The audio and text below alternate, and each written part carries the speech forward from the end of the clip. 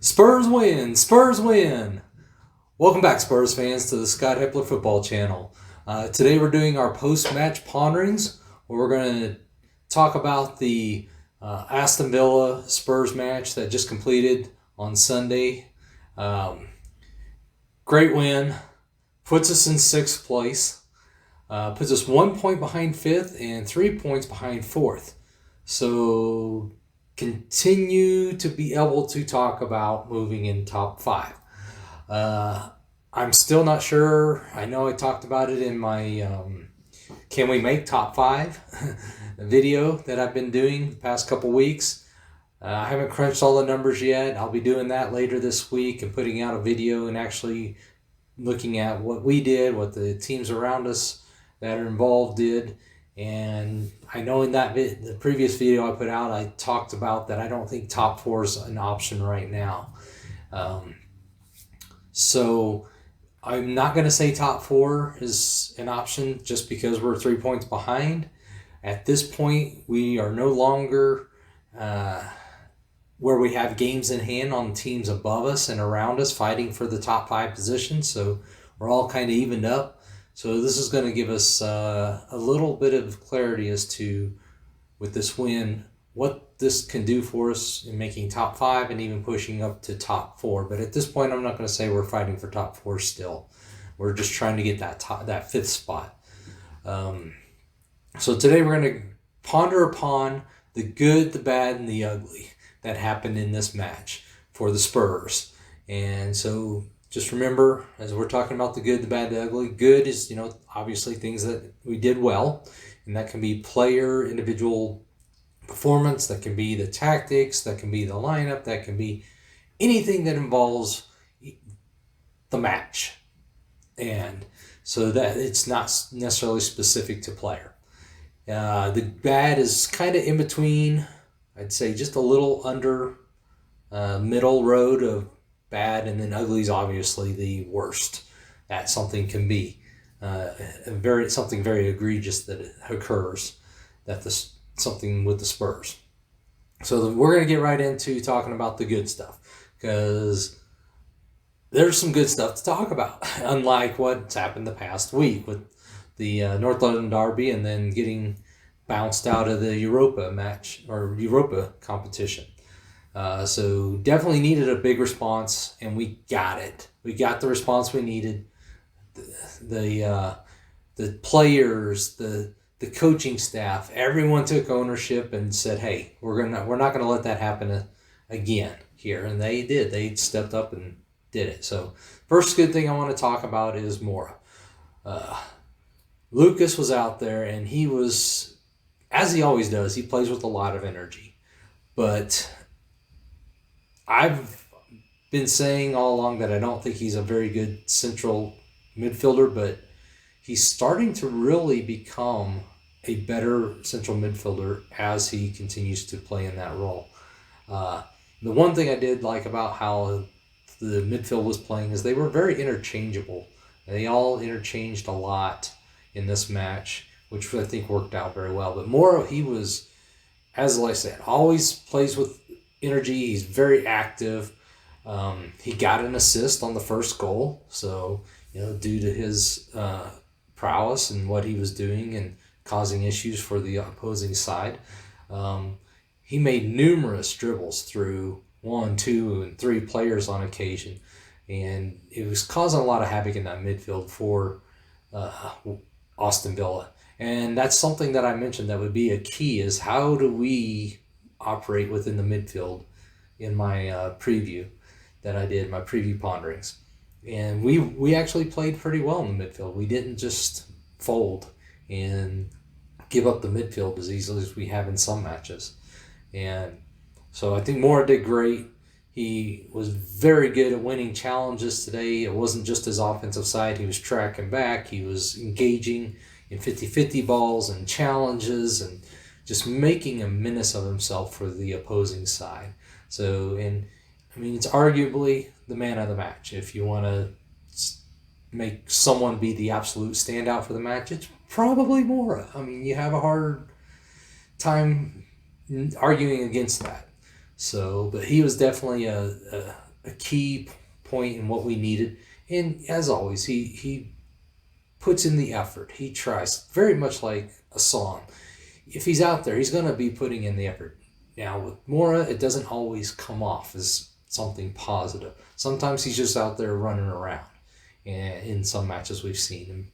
But the past 2 weeks or so, I'd say Mora's played pretty well. He's really starting to take on that central midfielder role and do something with it. And early on when he was doing that and he was first put in there, he was pretty lost. And now I'm seeing him actually make passes that are dangerous passes that are threatening to the opposing side. Where before he wouldn't even pick up his head. It's just try to go through everyone down the middle and see if you can get a shot off. He's really blossoming and progressing as a player in that position, I think, at this time.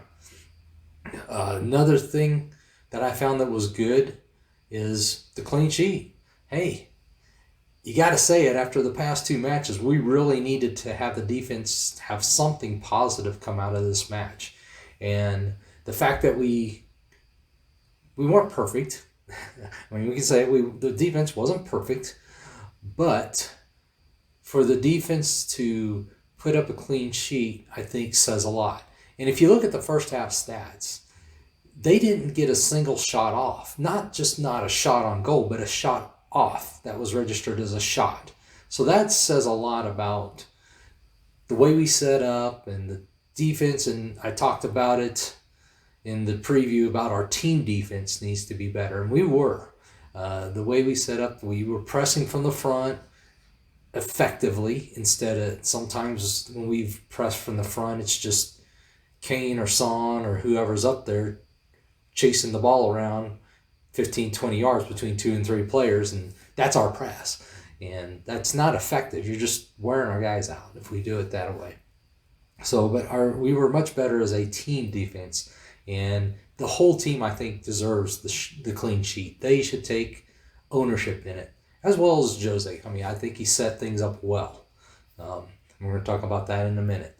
The next good thing I want to talk about is Tanganga and Rodon. 2 young guys that have not got a lot of minutes, but when you look at Tanganga, he made so many plays in this match. It was kind of reminiscent of his match at Man City, where he just completely locked down the side.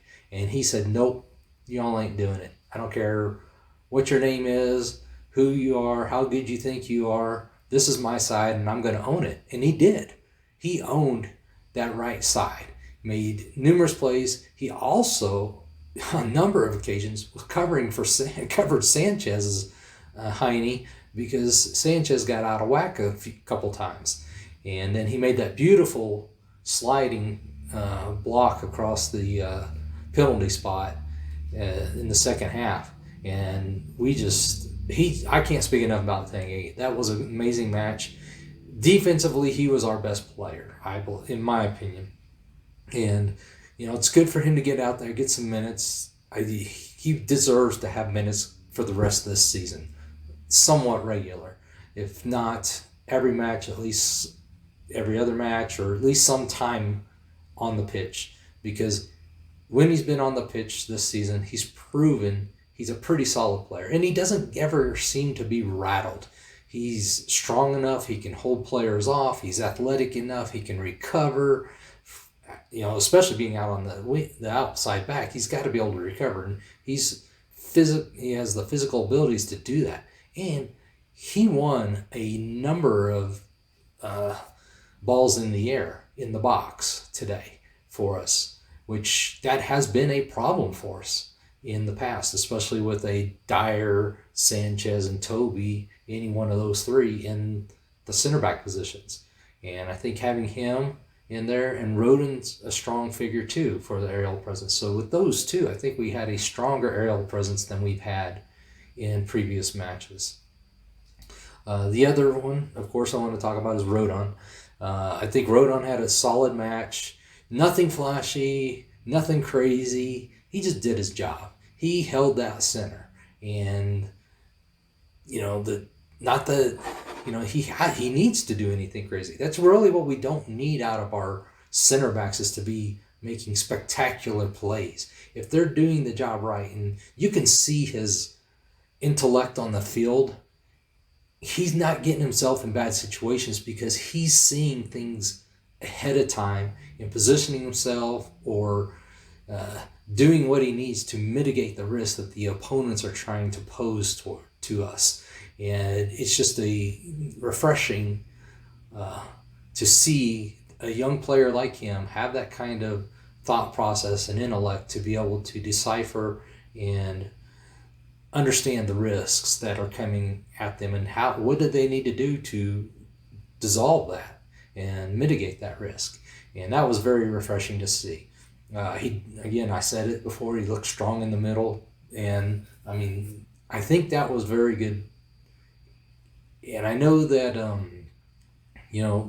Young across the back line, barring Regulon, he's the only one that has any significant experience in playing well, and I think those two really held up really well. The next good thing, the last good thing on the list that I have here is the lineup. I think Jose got it right. I've been critical of Jose's lineups on numerous occasions, but I think he did really well with this one. Had an unexpected thing with Toby and Aurier not even being available because of sickness. I actually predicted that we'd have a Toby and Rodon center back pairing before when in the preview and predicted Ponderings that I did, and right back for Jaffet, and we got part of that.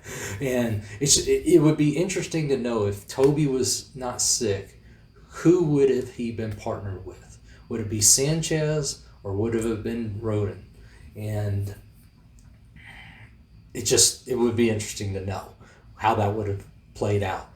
But I think he did good, especially knowing that he had some young guys back there. The formation he went to is more of a 4-4-2, especially when we didn't have the ball, when the other side had possession. We were more in a 4-4-2 set, which actually allowed some protection for those younger guys in the back and allowed the midfield to be more spread across and provide support for those younger guys, which I think assisted. And it created an opportunity, too, for us to have Kane and Vinicius up front. That was great. But I think the formation was a great move by Jose. The lineup for what we had, for the people that we had available, I think he did a great job there. As I said, I've been critical at times of Jose. I'm glad he started Lo Celso, knowing that Lo Celso, is coming back off injury. He's not full 90-minute fit. But let's go get this match early. Let's go get a goal in the first half and not try to bring on attacking players in the last 10, 15 minutes and try to pull something out of it. I praise Jose for what he did there on the lineup, the people he put in place, and just the ability for us to actually produce something going forward rather than absorbing pressure and allowing them to beat on us until we finally break through. This was a good setup, good match. I think that Jose did well. The players he had in there played with energy and actually tried. You could argue that the previous two matches there were players that weren't even trying that were on the pitch. Everyone out there was putting in effort. I'll say that. Even though I got a bad coming up down the road here, I will say everyone put in effort. It wasn't a lack of effort out there, and that's what we need. If we lose but we try, I think that's a lot easier for us as fans to take. But the past two matches, we just seemed so lethargic. It's hard to stomach those kinds of losses and the way we lost. Kind of reminiscent of when we went 3 matches in a row and lost. It just did not set well. So having that energy in there was great. The lineup was good. Great job, Jose. So that's my good. I have those 4 things for good. Let me know what you all think. Let me run through the good again real quick. Mora. The good was Mora, clean sheet, Tanganga and Rodon combination in the back, and then the lineup. I got a bad here.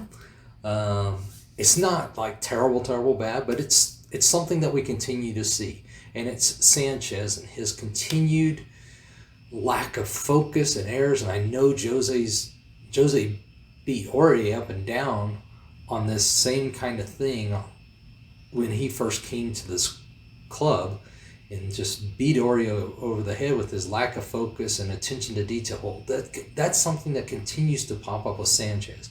Sanchez does some things well in every match. He does. It's not like the guy just completely bumbles it the entire match, usually. He does some things that he does well. But then he makes some really poor errors that provide opportunities for the other team. And it's usually, and I've talked about it to the nth degree, just because he commits the errors and nothing comes of it doesn't mean that he was absolved of that responsibility of committing those errors. If the team that we're playing against just doesn't have the ability to take advantage of those errors, that doesn't mean that they didn't happen and that it's not a valid concern. If we were playing Liverpool, some of those errors that he made today would have ended up in goals or significantly more dangerous opportunities, at least. But we can't continue to have these errors. And usually the errors are within our 25, 30 yards within our goal. Most of these errors don't happen out by the half line where it's not going to hurt us. This usually happens within 25, 30 yards of our goal, where it has the potential to greatly hurt our ability to be successful on the pitch and come away with points and wins. And it's just something that's consistently over and over, no matter how good he plays in certain aspects, he always comes up with numerous errors throughout a match to put us at risk. And that's the bad I have. And the only bad I have. Let me know what you all think. If there's any other bads that I missed, or hey, if I'm completely off base on Sanchez, let me know. But I'm actually thinking I'm going to do a player analysis now that we're going into the international break. I'm going to take and break down this match.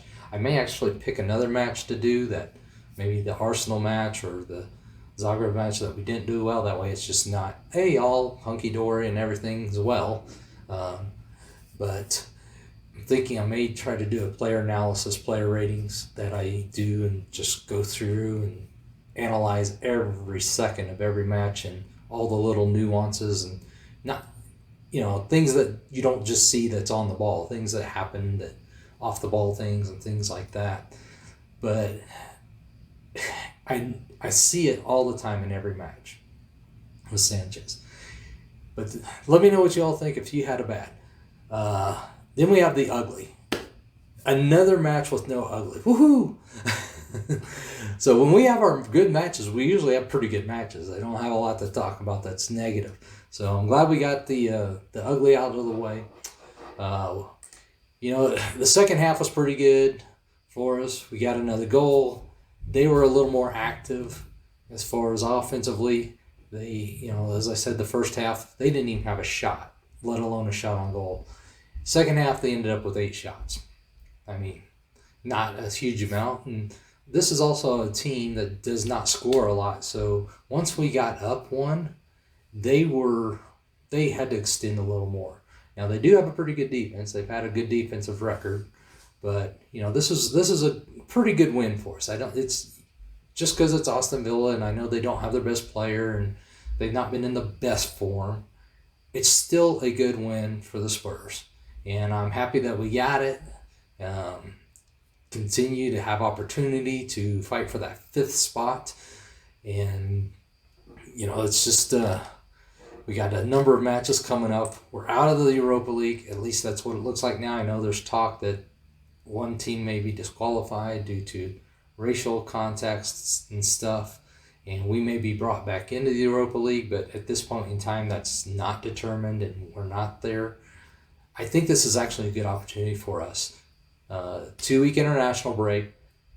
We've got time for anyone with any nagging injuries, Song specifically, Lo Celso, get back to match fit. Anyone that's got anything hanging, we can get that settled, get our feet under us, be as strong as possible going into the final 9 matches of the season, and see what we can do. We do have some tough games coming up in the last 9, but we also have some matches that if we play like we should play and can play and just play with some desire, we should be able to pick up some points and be able to challenge for that 5th spot. But, Newcastle's won. They're floundering. I mean, they're struggling just to stay out of relegation. We've got a tough match against Man United coming up. That'll be a telltale sign of, hey, are we going to push up or are we going to just kind of fall a little short? And then, it seems like one of our nemesis that we just cannot get around is Everton, so they'll be coming up soon. But again, let me know what you think about you're good, you're bad, you're ugly for the match. And I'm very happy, very thankful that we got the win. And let's go get everyone healthy and be ready to go for that final push, last 9 matches, 1 match a week. Everyone should be fresh, best team possible every week. Come on, Big Blue.